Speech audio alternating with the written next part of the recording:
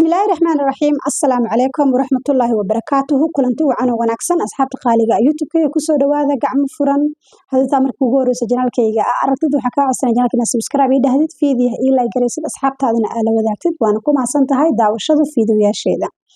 maanta waxa idin wada sheeko cusub sheekadan intaan u guda gelin waxa ka codsanayna igula salisid rasuulka sallallahu alayhi wasallam allahumma salli wa sallim ala nabiyina muhammad haddana sheekadeena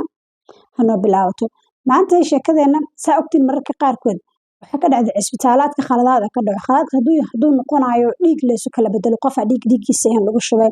cunug hooyada dhasho hooya in la siiyay ayagoo macnaha bil khalad mararka qaarkood khaladaad noocaas cisbitaaladu ka dhaca maanta sheekadan waxay ku saabsan tahay khaladaadkaas mid kamid ah oo qiso ka dhacday cisbitaal laba cunug oo lagu kala bedelay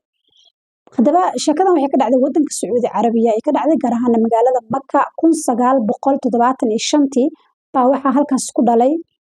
laba hooyo waxay ku dhaleen cisbitaal kamid ah cisbitaalada ku yaala magaaladaasi Makka labadii cunug oo meel isla wada jiifaan aba kalkaalisada u imaaday kalkaalisada gacanta geedka lambarka loogu qoraayay bay u kala bedeshay labada family ayay u kala bedeshay labadii cunug oo magacyashooda ay ku kala qortay marka farqiga u dhaxeeyay wuxuu ahaa family cadaan ah family asmar ah ama madow ah soo labadii family waxay kala siisay labadii cunug gabadha asmarka ahayd waxa qaateen familkii cadaan gabadha cadeedna waxa qaateen familkii asmarka ahaa baasaas u kala qaateen ayadan marka kas u meesayeen laakiin ilmihii meesha kala jiifaan ilmahana markaas ay soo dhashaan way si isku eg yihiin ciyaalka lama kala saari karo saas marka bil qaladkaas u kala magacyasha u kala bedeshay hooyooyinka way kala qaateen laakiin hooyadii dhashay gabadha asmarka hooyadii asmarka ahayd midabkeeda oo asmarka ahaa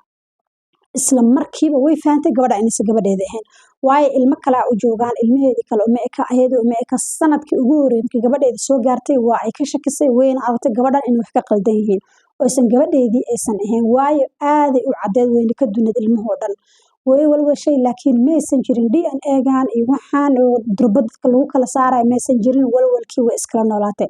familka kale laakiin cadaa oo gabadhooda asmarka ay qaateen ayaga waxay dhaheen waxaan waa abuur ilaahay waayo wayna iska korsadeen wax shakiyana muusan gelin gabadhooda way iska haysteen iyadoo xataa ilmahooda kale ay cadcad yihiin oo isa familygoo dhan aysan u ekeen haddana waxay dhaheen ilaahay qof suu doono u abuuraa marka way iska haysteen gabadhooda wax shakiyana maysan gelin waqtigu waa uu socday gabdhihii waa ay waaweynaadeen iskuulay galeen jaamacaday galeen marka intii iskuulaadka galayo gabdhihii soo koraya inan ay soo noqotay gabadhii oo hooyada asmarka ee haysay cadeed waxay u sheegtay inay shakisan tahay oo inay gabadheeda ahayn iyada aysan dhalin oo cisbitaalka lagu soo bedelay ee ka shakisan tahay waayo waxay isdhahday yoomal ayaan xaqiiqada way ogaanaysaa si aysan hadhowtada mufaajaco ugu noqon ama aysan macnaha wax markaas ku baraarugtay iyo waxa hore u soo ogeed way kala duwan yihiin mooho si aysan mufaajaco ugu noqonin maalin hadday ogaato xaqiiqada hooyadan waxay tiri anigu waa shakisanahay laakiin ani gabadheedaa tahay wax dadaalana kama aysan reeban inay iskuul ka bixiso inay jaamacad ka bixiso wax inkastoo labada family haddana familiga asmarka waxay ahaayeen dad faqiir ah familkaas cadaankan waxay ahaayeen dad qani ahaayeen marka hooyadan si kasta nolosheeda ay u hooseysay way la daalaa dhaceen in gabadhan iskuulka ay baraan jaamacad ay ka bixiyaan wax walba ay awoodaan kama aysan micnaha reebanin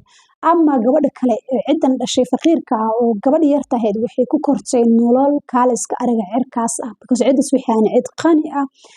nolosha midda ugu qaalisan ku soo kortay soo iskuulkay dhameeyeen jaamacadda markay dhiganayeen sanadkii ugu dambeysay baa gabar waxaa jirtay labadoodaba saaxiib la ahayd gabadhaana taqaano labada gabdhood marka waxaa loo kala bixiyay cuhuud gabadha asmarka cuhuuda loo bixiyay familiga cadaanka haysteen waxay u baxsheen cuhuud ama gabadha kale waxay u baxsheen Zayna hooyada waxay u baxsatay Zayna marka gabar baa jirtay labada gabdhood saaxiib la ah Zaynana saaxiib la tahay cuhuudna saaxiib la tahay marka waxay dhahday subxaan labada family way booqatay gabadhan gurigeeda la tagtay familigeeda way soo aragtay familigeeda cadaan waa iyadana asmar ma meel iskama soo galaan ama gabadhan kale tay taqiinay familigeeda gurigeeda u imaaday familigan wada asmar waaye ama gabadhan waa cadaan waa shaqo isku malahan maanta dambe waxay ku dhahday ayagoo xaflad jaamacad xitaa ay dhameeyeen qalin jabinta iyo waxaas la diyaar gareynaa waxay ku dhahday walaal ana shakiya igu jiro waa yaabanahay adiga waxaan arkay tir familygaaga u tagay adigu waa cadeed adiga familygaaga dhan asmar waaye dhahay gabar kale oo aad jirto saaxiibana ani aqaanana asmar waay faamiligeeda dhinac cadaan waay maxaa qaldan ay dhahday ilaahay suudu dadka u kala duway bal eega tiri ama aan waxaan ba ka shakin waya dhahday inaa adiga faamiligaas cadaanka ka dhalatay ama gabadhaan faamiliga ka dhalatay ama cisbitaalka lidinku soo kala bedelay markaas waxay dhahday wallaahi hooyadii xataa saas igu dhahday ana shaki noocaas wuuba igu jira ay dhahday because gabadha hooyada way u sheegtay shaki noocaas wuuba igu jira baray dhahday gabadhaas maalintii dambe maalinta qalinjabinta jaamacadda gabadhaan ay soo qalinjabiyeen gabadhaan oo gabadha kale saaxiibadooda labada dhinac ka ah baa waxay qabtay xaflad guriga loogu dhigayay xafladii labada kusoo casuuntay wayna isbartay labadii gabdhood gabadhaan marka Zaynab oo ah faamiliga asmarka la nool mar walba iyada walwala ku taagan faamiligeena inaysan ka dhalan way daranta hooyadana way u sheegtaba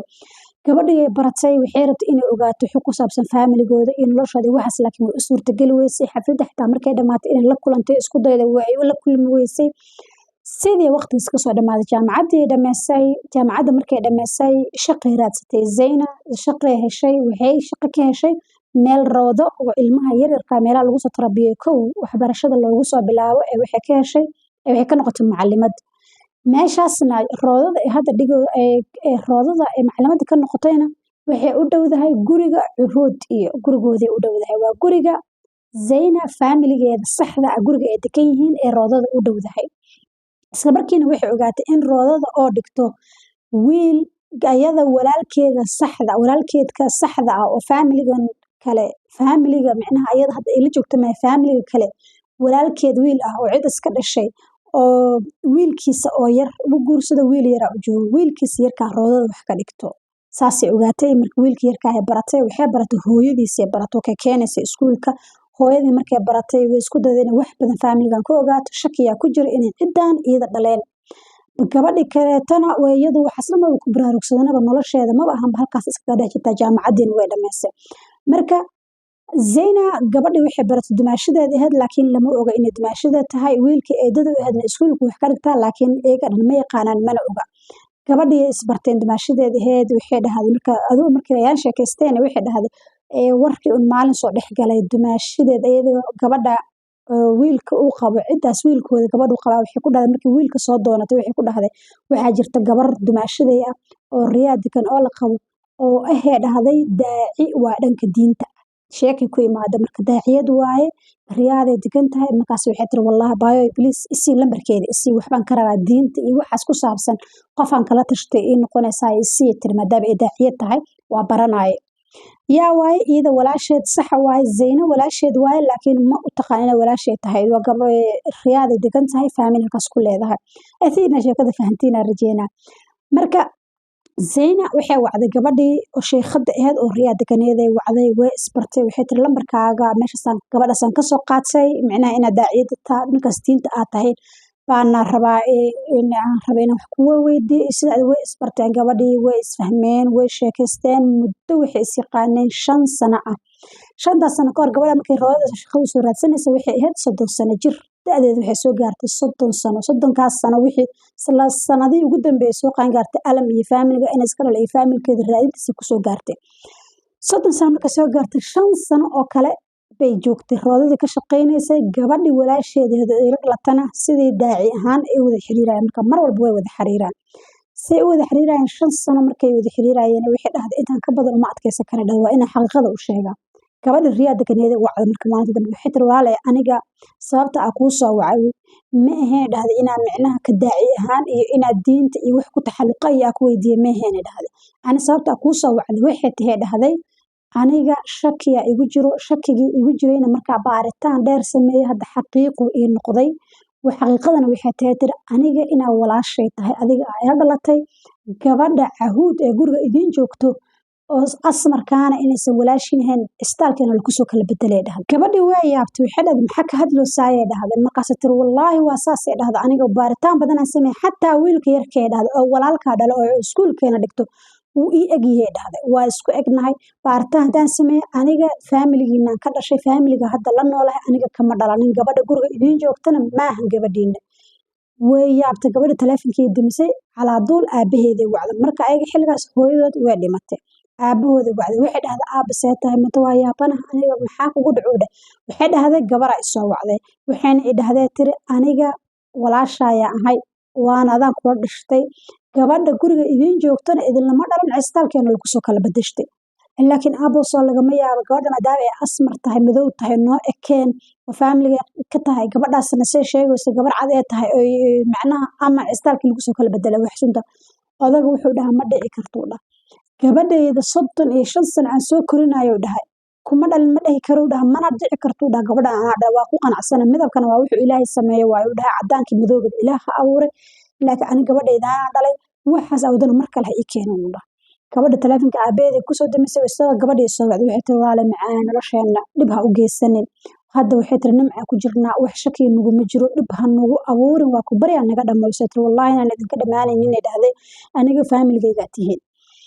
bas ciddi way marka waxay aragtay gabadhan Zayna waxay aragtay in ciidan aysan waxaas oo dhag jalaq u siinaynin micnaha kurbadaas aysan ku haynin oo ay rabaan gabadhooda ku qanacsan yihiin ay soo korsadeen in maal iyo muruq ay ku soo bixiyeen ayada laakiin maadaama ay banaanka joogto ay banaankeeda si joogto cida saas ay go'aansadeen micnaha warkaas dhan ma la sii wadwadin gabadhan faga dhahda maxkamadeed tagtay way soo dacwootay waxay soo qortay in odagaas uu yahay aabaheed oo isyada uu dhalay uuna diidayo maxkamadda warqada la soo goos adiga loo imaaday waxaa la dhahay maxaa dhacay gabadhan waxay kugu dacwoonaysaa in adiga dhashay adagu wuxuu dhahaa ma dhalin oo dhahaani habadha la soomahan ha DNA laga qaadaa halda waqtigan waa la soo waxaa la maroyaa 2010 la soo gaaray 35 sano jira 75 ilaa gabadhan 2010 la maroyaa marka waxaa la DNA u soo diyaar garow DNA laga qaadaa adagu wuxuu dhahaa diyaar odagii waxaa laga qaaday DNA gabadhiina DNA laga qaaday gabadhii oo maxaa la dhahaa cuhuud oo madoobeed oo ciidan la nooleedna faamiligi kale DNA laga soo qaaday gabadhan DNA laga soo qaaday kadibacdina waa la sugay muddo hal isbuuc kadib waxaa soo baxay wax dadka dhan madaxooda ka weynaado odaga waxaa la gabadhan waa gabadhaada saxda waa Zayna waxaa la gabadhan gabadhaada saxda ah dhasho waay ama gabadhan faamiligaas dhaleena Allah adinka maadnaan dhal la yaab iyo qaado waay noqotay waa la wada yaabay gabadhi markaas la qaabilay oo la ogolaaday ama gabadhi kale oo ahayd cuhuud gabadha asmarka ahayd bar looga dhaadhiciyo ala waay because isla gabadhan kale Zaynab mar hore ku baraarugsaneed oo maamada soo korsatay mar hore u sheegtay inuu shaki ku jiro laakiin gabadhan 35 sano kadib baa waxa la faamiligan kamaana dhalan faamiligaas ka dhalatay marka way qaadan weysay shoogay ku noqotay odaga wuxuu dhahay maqal gabadheedii wax walba way dhacaan wax walbaana waa qadar de hadan waa u jeedaa faamiligaas ka dhalatay faamiligaaga inay aadid waa anigana wuxuu dhahay bil kasta gabadhan nolol waxay ku nooshahay qaninimo guriga waxa u joogo intaas oo qadaamada joogto intaas oo waxaan kula nolosha wax alla wax u baahan tahay horteeda ah guriga u socotana waa zero waa noloshan dhan ma taalo marka way u qaadan weyse in nolosha hal mar sidii timbiya ku dhacday saa looga soo dhex saarayo way qaadan weyse marka odagu wuxuu dhahay bil kasta 1 riyaal ku siinaa uu dhahay oo lacag ah micnaha waxa aad ku samaysatid gurigaagas iska tag hooyaday aabaha la noolo buda gabadha way diiday waxay tir alay ka tahay dhahda manulaana way baxday waxay dacwo ku soo furtay istaalka ay ku dhalatay bay dacwo wasaaradda oo caafimaadka oo istaalka maamulaysa dacwo ku soo furtay wasaaradda waxay dhaheen waa sax waxa la siiyay lacag 2 milyan iyo 700 oo lacagta riyaalka Sacuudiga waxaas iyada wax ma u taqaanabo hal waxa laga yaabaa in one week la soo mari jirtay way diiday wixii tir aabeen wuxuu ku dhaada suurtagal ma inaan nala noolaatid awal hormayna ogeyn laakiin hadda daadab ku ogaanay suurtagal ma hada inaan nala noolaatid guriga aabbaha hooyada ku nool waxay tir haduuba ani aabe soo korsado oo idiiday aniga walaashaydii oo macnaha asla soo kornay eedan la noolaanahay dhahda gurigaas laakiin aniga faamilka ma la noolaan karin mana ku qanacayida gabadhi kalena sidii gurigeeda u imaaday ay halkaas ugu noolaatay marka sheekooyinka mararka qaarkood waa ay dhacaan khalaadkaas oo kale tan way dhacaan in si bil khalada ilmaha yararka loo kala bedelo ilmo badan jiro saas loo kala bedelay gadaalku lagu ogaaday iyo kuwaan ba la ogaaninba laakiin xilli dambe mar uu wax dhaceen shil ama wax inta DNA laga qaaday la ogaaday faamiligan uusan ka dhalanin marka way dhacaan khalaadka noocaas oo kale maanta fiidiyana inta ay ku soo gabagabeynaa inta fiidiyan fiidiyo lamid ku kulmi doona waxa idin ku dhaafaa assalaamu calaykum waraxmatullaahi wabarakaatuh